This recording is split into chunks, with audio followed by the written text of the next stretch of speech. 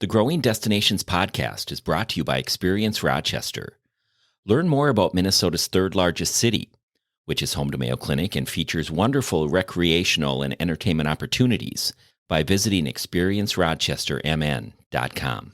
Joining the USL was a goal of ours, and we've always had our eyes on this for the reason that we want our youth to have the opportunities that we did not have, right? We want our youth to have a goal of being able to play pre-professional soccer as they're out of high school, as they're in college. So then they're already getting exposed to this high level of soccer and professional coaches that could recruit them to that pro level. I know the youth level is going to take us a little while, but we're not giving up. We just want to show the Rochester surrounding areas that there is potential here. There are opportunities here, and we're not going to run away. We're only going to grow, and for the benefit of all of us. Rochester is an awesome town. I think it needs something like this, especially on the women's side. We added the women's side. That came out of nowhere, actually. It was not planned, but it happened, and we are so happy about it.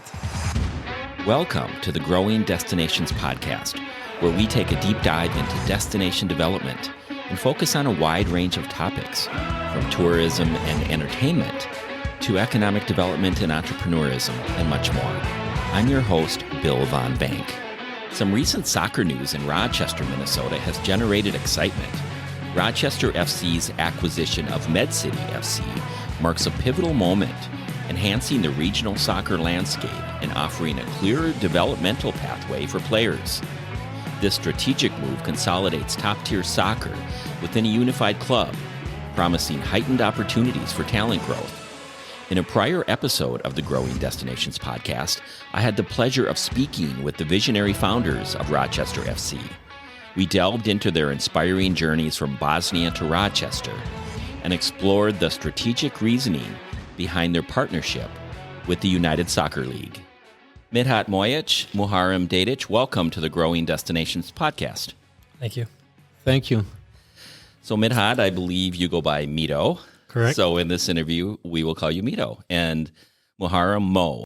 You both emigrated from Bosnia to the United States more than 20 years ago. Tell us about that journey. Mo, let's start with you. Sure. Back, I don't know if you're familiar, but not with where we come from. We had a nasty war in the 90s. And then we got displaced, chased out from our country. We went as refugees to Germany for 5 years. We never really settled. We moved around. So Throughout Europe? Through Germany. Just Germany, okay. We mainly stayed in Germany. Okay. Yeah. And war stopped. And then my dad decided to go back because he was homesick. And then we went back for a year or two. And after the war, it wasn't the right choice to do, but we did.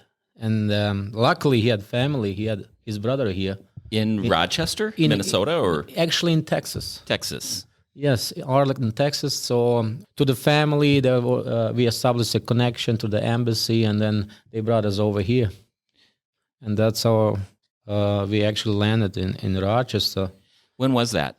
99, September 9th, 99. Mido, same question for you. What brought you to the United States? The same situation for us. We didn't go to Germany or anywhere. Actually, our family just bounced around in Bosnia. We lost our home during the war, so there was nowhere for us to. Yeah, so there was nowhere for us to kind of go. So my family decided to take a chance and come to the States. My dad had a cousin in the area who recommended Rochester as a fantastic place for a family and growing a family and education, and Mayo being one of the best hospitals. It was a good place to kind of start a family. How old were both of you when you came here, Mo? I was 18. 18? I was 10. 10, wow. Yep. So pretty young. So you really grew up in Rochester. Yeah. Yep. As you settled in Rochester, went to school here, tell us a little bit about growing up in Rochester and the activities you did. And I know you're big soccer players, so I believe you played quite a bit and still do soccer. Mido? When we came here, I had no knowledge about soccer, no knowledge about the area. We spoke no English. We learned it through watching TV and stuff. So I really didn't get involved in youth sports until middle school, about, I think, 8th grade. And that was because one of my teachers at that time saw me playing outside with, kind of rec with some kids. And he noticed that I had a talent. And then he reached out to one of the coaches. And from that point, I played for the Rochester youth system. And that's how my soccer kind of started. Well, how about you? Well, you were older when you came here. 8 years older. But my whole soccer life started back in Germany as a refugee. As kids, we were just, in a refugee camp where we spent 5 years. I mean, it was just a ball, street, and nothing else really. And school, of course. But you struggle with the language, so people helped us a lot there. And through school, I started playing. And Europe is a little different. The whole setup around soccer and stuff, they have scouts through the schools, through the whole system. And one of the guys approached me and he saw, a little talent in me, and then brought me to a super, super top academy level or club. And that's how everything started. When you came to Rochester and you were 18 years old, did you know any English? A little bit, actually. I actually, first 6 months, I ended up in the ESL class at Century High School. And that was it for me. You both fell in love with soccer and you played throughout your career. Tell us a little bit about that part of your lives early on, post-high school. Yeah, so for me, I played for Mayo High School. It's tough to get college recruiting in the area. A lot of the, if you want to play college, you have to reach out to colleges to kind of recruit you, right? So initially, I didn't even consider it. I was approached by St. Olaf, but then I decided to go to Hamlin University. In St. Paul? Yes, yep. Because we had a friend that actually went up there before, and he's like, hey, you should go to this college because it's really good. So I ended up there for a year. I didn't like the city life, so I ended up at St. Mary's University in Winona. Then I graduated from there, and then right after that, I ended up playing for some NPSL teams. Then I went over for Finland and Sweden for a little bit, and then I came back. When I played for Minnesota United, I think it was in 2018. And then after that, I think we had our kid, so I decided to call it on the travel back and forth all the time. And that's when Med City started in the area, so I ended up playing for them. We'll have Mo play catch up, and then we're going to talk about how you two became business partners. As I brought it up earlier, soccer was my life, to be honest. I had 5 awesome years in Germany. I was ready and fit maybe to become a pro, actually. And then my dad, as I said, decided to move back. It was tough for me, because at that age, you either make it or not. I was 16. I went back and I played actually in my hometown for a first team with 16. I was the youngest captain ever. They sent me actually a book. I was all-star ever, with 16. I mean, it's impressive. I was ready. I was ready for top level, and then. Again, my dad decided to move to the U.S. and brought us over here. And then I was actually involved through the years in Rochester, starting right away. I was hungry for soccer. You thought, this might be it here, maybe a chance. But I had 2 biggest injuries that can happen to a soccer player. I was 18 and 19. So with 18, ACL, and meniscus. With 19, the left ACL. So my both knees went out. Bad injuries, tried to recover, and I played for the PDL team here in town. And that was actually a wing of Minnesota Thunder back in the days. I was there for a year. And then I played through MASL, Minnesota Amateur Soccer League. They had 4 divisions. So that was a top division. The Division 1, so I played there. And then I was involved at the Bosnian Community Club in town here for many, many years. So I ran that club for many years. Even Mido was part of that when he grew up and he was older. Well, you've both settled in Rochester. You both have young families and careers. And in 2018, you became co-owners of the Rochester Football Club, football meaning soccer. What motivated you to start Rochester FC? When I played for Met City, we had quite a few of local guys. The opportunity for them to play kind of went away second year. I think there was a transition in coaching and staff, and for me, it was important to showcase local talents, and I wanted the opportunity to give players in our area the opportunity to play at a high level. And I did research, and we found out that the UPSL was an opportunity for us. I've known Mo for a long, long time, and we played, with the Bosnia club, and with his background and talent and business knowledge, he was kind of the perfect partner for this. So we had a meeting, and I think it was behind his house next to his pool. We sat down in chairs, and I brought a couple of papers. I was like, Mo, what do you think about this? And then we started talking. We're like, well, he wanted to push on the youth academy because of the development, and maybe you can expand on it. Back again, going to Germany, I was the happiest kid, and I saw how club itself functioned from the youth up, all the way up to the first team. And my dream was always to have something close to it, where we as a club or as a club owners, where we can work on local kids to give them opportunities to grow up being a good person first, and then athletes as second. And I always wanted to push that, and Mido was just the right choice, I guess, and we decided to go ahead with the UPSL. Who do you serve with the club?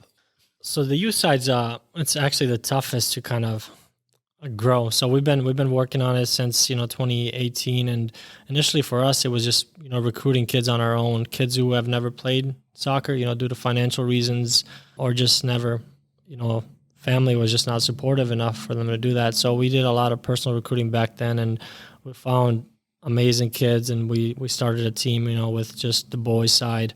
I believe at that time it was 14-year-olds, 14 through 16. And then through the couple years, we've focused on them. And just last year, we ended up having 2 girls teams, 15 through 18 years of age. And then this year, we also have boys U13 and U11 team. So we're growing slowly, but it's hard to recruit kids, I think, because they're playing with their friends and they're not looking to move at the moment. This past summer, you made a significant announcement that greatly impacts Rochester's standing in the soccer community. Rochester FC is the newest club to join the United Soccer League, USL, pre-professional leagues with both the USLW Women's League and the Men's USL League 2. What are the benefits to Southeast Minnesota of bringing this level of soccer to Rochester? It's a high-level soccer. It's very high. It's the highest pre-professional league in the nation. It's a top league, well-respected league.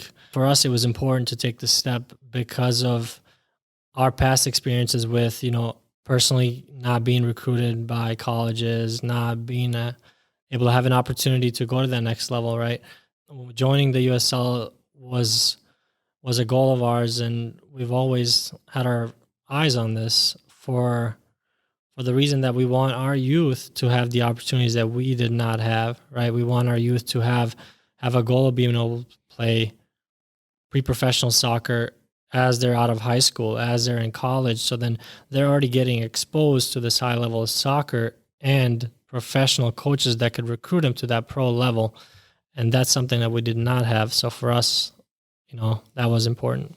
Greater development for youth, Mo?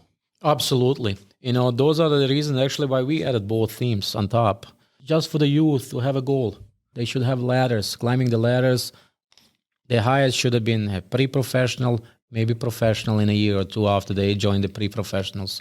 So those are those are the things that we provide actually in town here and surrounding areas. And I know the youth level is going to take us a little while, but we're not giving up. We just want to show the Rochester surrounding areas that there is potential here. There are opportunities here, and we're not going to run away. We're only going to grow, and for the benefit of all of us. Rochester is an awesome town. I think it needs something like this, especially on the women's side. We added the women's side. That was That came out of nowhere, actually. It was not planned, but it happened, and we are so happy about it. Well, give us the backstory on bringing USL Leagues to Rochester. How easy of a decision was it, and how long did it take? For us, it was an easy decision to make due to the professional level there it's at and how it's run by the league, how it's organized, the support you get from it. So it was an easy decision. Financially, we did have some, back and forth because it is a financially, it's a huge commitment from us. But it was a perfect move, and at the right time for us. I want to spend some time focusing on the women's club because the USLW is new, and the Twin Cities, Minneapolis, St. Paul, had an incredible debut with the Minnesota Aurora in its inaugural season this past year, going all the way to the championship final, but unfortunately losing out. But what a year. Average home game attendance for the Aurora totaled more than 5,500 fans.